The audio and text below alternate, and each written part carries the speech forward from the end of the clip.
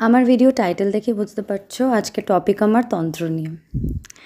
তো তন্ত্রর ব্যাপারে আমি একটু কিছু ডিপ আর ডেপথে আমি কিছু কথা বলবো, কিছু ইনফরমেশন দেব। তন্ত্র মানেই হচ্ছে একটা সিস্টেমেটিক লাইফ, নিজের জীবনের ডিসিপ্লিন আনাই হচ্ছে তন্ত্র। ওঠা বসা খাওয়া দাওয়া সব কিছু একটা নিয়মে করা, সেটাই কিন্তু তন্ত্র। সেই নিয়মগুলোর মধ্যে যেগুলো অ্যাডেড হয়, স্পেসিফিক কিছু পুজো করা, স্পেসিফিক নিয়মে পুজো করা। আমরা তো সবাই পুজো করি, কিন্তু যখন ওটা একটা স্পেসিফিক নিয়ম, সেখানে সময়, সেটার অনুযায়ী খাওয়া দাওয়া, সেটার অনুযায়ী ঘুম থেকে ওঠা, ঘুমাতে যাওয়া, চলা ফেরা, কথাবার্তা, সেইগুলো যখন একসাথে আমরা সেই পুজোটা যখন আমরা ডিসিপ্লিন ওয়েতে করি, সিস্টেমে করি, তখন সেটাই হচ্ছে তন্ত্র, আর কিচ্ছু না তন্ত্র। এখন যাকেই দেখছি সবাই তান্ত্রিক, বাট 1% পাবে যারা জেনুইন তন্ত্রর ব্যাপারে জানে বা প্র্যাকটিস করছে বা রিয়েল জিনিসটা করছে। 90% ভুল ধারণা তৈরি হয়েছে মানুষের মধ্যে সোশ্যাল মিডিয়ারই জন্য। তন্ত্র একটি খুবই সুন্দর সাবজেক্ট। কারোর অ্যাস্ট্রোলজিক্যাল চার্ট, যেটা আমরা কুণ্ডলী বলি, সেটা দেখলেও বোঝা যায় যে তার মধ্যে এই তন্ত্র পথে যাওয়ার জায়গা আছে কি নেই। আমাদের 12টা ঘর হয়, 12টা ঘর হয়, 12টা রাশি হয়। তো এই 12টা ঘরের মধ্যে প্রত্যেকটা ঘর একটা একটা জীবনের লাইফের একটা অ্যাসপেক্টকে সিগনিফাই করে। তো সেরকমই যদি আমাদের জানতে হয় যে কেউ তন্ত্রের পথে যাওয়ার জায়গা আছে কিনা তার লাইফে, তাহলে আমাদেরকে 8th হাউস দেখতে হয়, অষ্টম ঘরকে আমাদের দেখতে হয়। তন্ত্র ভয় পাওয়ার বিষয় একদমই নয়। এখনকার দিনের আমি যাদের দেখি খুব সোকল তান্ত্রিক যারা আছেন, হয়তো তারা খুবই বুঝদার লোক বা পণ্ডিত লোক হতেই পারে, ওটা আমি ঠিক যাচ্ছি না আমি ব্যাপারে বিষয়ে, কিন্তু তন্ত্র ভয় পাওয়ার ব্যাপার নয়। যদি কোনো তান্ত্রিকের কাছে তোমরা যাচ্ছ বা কাউকে এমন কাউকে শুনছো যার কথার মধ্যে শুধু ভয় দেখানো আছে না, তো সে তান্ত্রিক নয়। অ্যাটলিস্ট তন্ত্র ভয়ের সাবজেক্ট নয়। তান্ত্রিক মানেই এটা নয় যে তাকে রেড কালারেরই কাপড় পরতে হবে, রেড কালারের তিলক পরতে হবে। হ্যাঁ, তিলক যেটা হয় সেটা অনেকটা সিগনিফাই করে, অনেক কিছু সিগনিফাই করে, কিন্তু এটা করলেই তবে সে তান্ত্রিক, এটার বাইরে তান্ত্রিক হতে পারে না। সেটা কিন্তু ভুল, একদম ভুল কথা। ঠিক আছে? তো তন্ত্র ভয় পাওয়ার জিনিস নয়। ভয় পেলে তন্ত্র প্র্যাকটিস করা যায় না। যদি তোমাদের ইচ্ছা তোমরা তন্ত্র প্র্যাকটিস করবে, তন্ত্র সাধনার দিকে এগোবে, যদি তোমাদের ভেতর ভয় থাকে, তোমরা কোনো দিন এই জায়গায় যেতে পারবে না।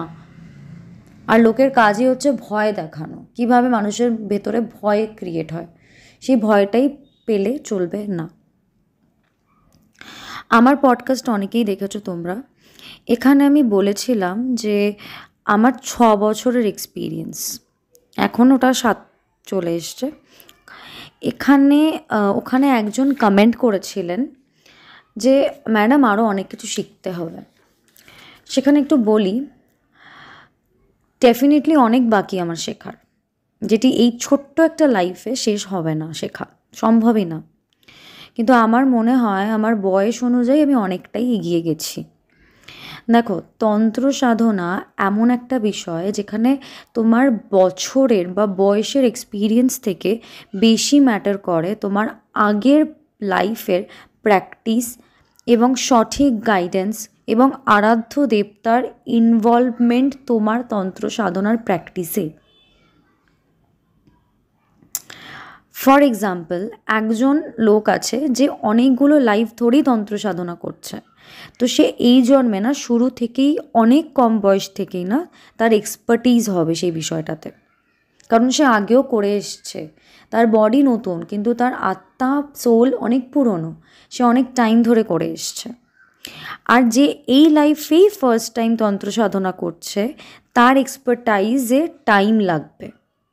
হতে পারে যে একজনের বয়স 80 বছর হয়ে গেছে, আর একটা জন আছে তার 18 বছর বয়স। এটা কিন্তু কোনো মানে নেই যে ৮০ বছর বয়স আছে তার মধ্যে এক্সপার্টাইজ বেশি আছে, যার ১৮ বছর বয়স আছে তার মধ্যে এক্সপার্টাইজ কম আছে। ডিপেন্ড করে কিসের ওপর? তার পাস্ট লাইফের ওপর। আমাদের তন্ত্র সাধনাতে পাস্ট লাইফের প্রচণ্ড বড় একটা রোল আছে। তো পাস্ট লাইফে সে যদি অনেক কিছু করে রাখে, পাস্ট লাইফ মানে শুধু আগের লাইফ না, অনেকগুলো লাইফ যদি সে করে থাকে, তাহলে এই লাইফে শুরু থেকেই তার মধ্যে সেই ব্যাপারটা বেশি থাকবে। আর যেই দেবতাকে সে পুজো করছে, তার যে আরাধ্য দেবতা আছে, তার ইনভলভমেন্ট কী আছে লাইফে।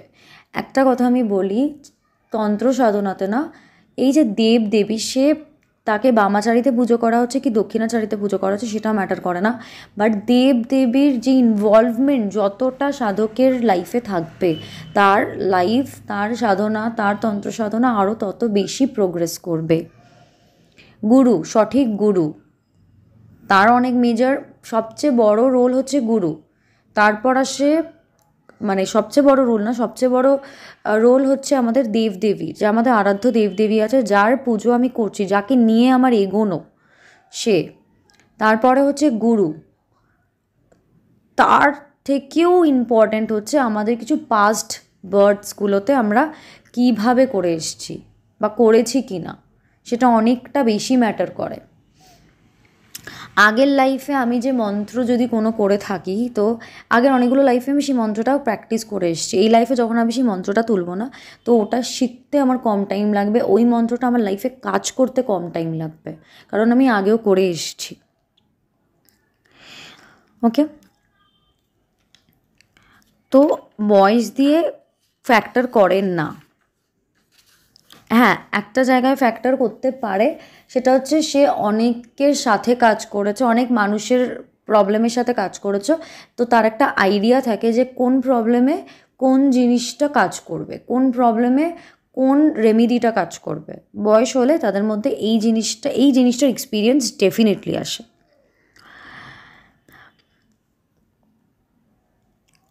সবচেয়ে ইম্পর্টেন্ট, কার ভেতরে তন্ত্রের আগুনটা কতটা জ্বলছে সেটা। যাই হোক, এবার আসা যাক তন্ত্র কত প্রকার হয়। বামাচারী তন্ত্র, দক্ষিণাচারী তন্ত্র, আগমতন্ত্র, নিগমতন্ত্র, শিবাতন্ত্র, কালিকাতন্ত্র, ভৈরবতন্ত্র, 64 রকমের শুধু ভৈরবতন্ত্রই হয়, যোগিনী তন্ত্রম হয়, প্রচুর রকমের তন্ত্র হয়, মানে বলে বোঝানো যাবে না কত রকমের তন্ত্র হয়। তো সেই তন্ত্রগুলো কিসের আন্ডারে আসে? বামাচারী তন্ত্র, দক্ষিণাচারী তন্ত্র। বামাচার হচ্ছে একটা তামসিক তন্ত্র, দক্ষিণাচার হচ্ছে একটা রাজসিক তন্ত্র। সাত্বিক নয় কিন্তু দক্ষিণাচার। দক্ষিণাচার রাজসিক তন্ত্র, বামাচার তামসিক তন্ত্র। বান মারা, ব্ল্যাক ম্যাজিক, এইসব কোনো তন্ত্রতে আসে না। এটা বামাচারী তন্ত্রতে বা দক্ষিণাচারী তন্ত্রতেও মধ্যে বান মারা, ব্ল্যাক ম্যাজিক, খারাপ করা, ক্ষতি করা, এসব আসে না। এসব কোনো তন্ত্রের জিনিস না।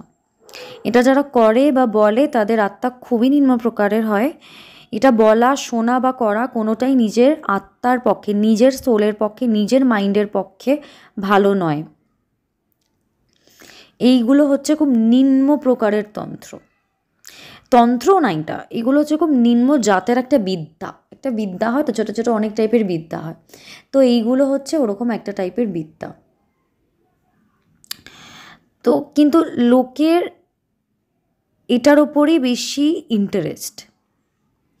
আমি ম্যাক্সিমাম যখন ইউটিউব খুলি, তো ভিডিওস ম্যাক্সিমামই আসে, সবাই আসে পডকাস্টে ম্যাক্সিমাম বা এমনি ভিডিওতে এক্সপিরিয়েন্স শেয়ার করতে। সে ভূত দেখেছে, তার লাইফে ভূতের এক্সপিরিয়েন্স, আর এটাতেই লোকের সবচেয়ে বেশি ইন্টারেস্ট হয়।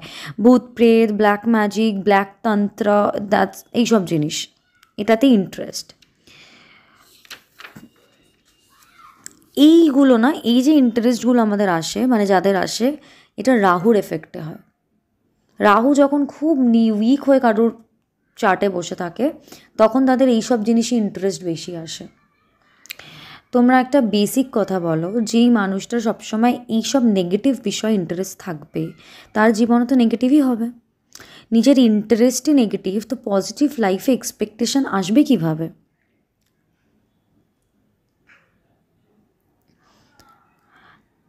তো এই জিনিসগুলো থেকে যতটা দূরে থাকবে তোমাদের লাইফে পজিটিভিটিটা আনার চেষ্টা করো।